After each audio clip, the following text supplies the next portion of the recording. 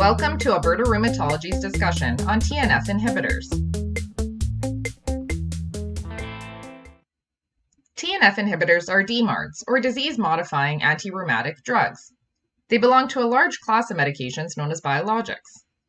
They work by blocking tumor necrosis factor alpha, or TNF-alpha for short, which is a protein involved in the body's immune system that causes inflammation.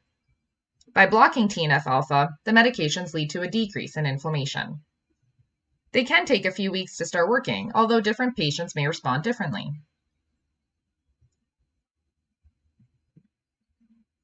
There are a number of TNF inhibitors currently available. These include infliximab, etanercept, adalimumab, golimumab, and certolizumab.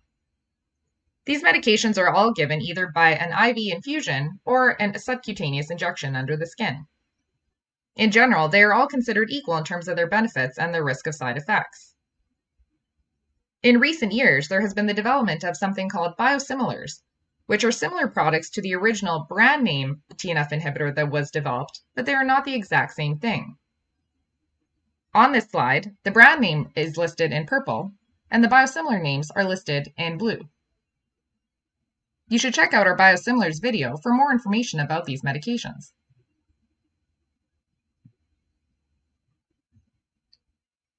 There are many benefits to TNF inhibitors, including decreased swelling, improved pain and stiffness, improved day-to-day functioning, and a reduction in irreversible joint damage.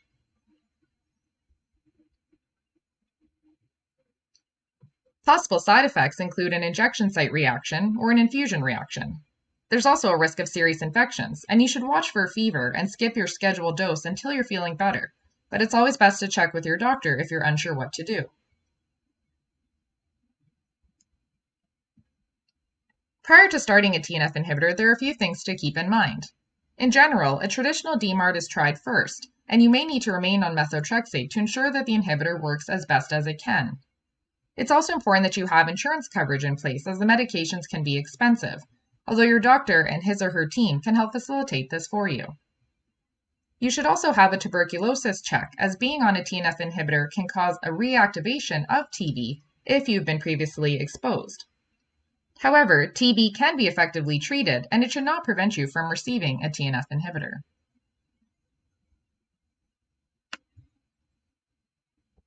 TNF inhibitors should be used with caution if you're at risk for heart failure, have certain lung conditions, have viral hepatitis, or are at risk for neurological disease such as multiple sclerosis.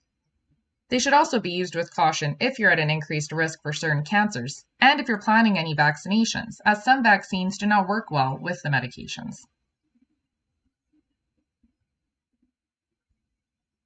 TNF inhibitors are a safe and effective treatment for inflammatory arthritis, including rheumatoid arthritis.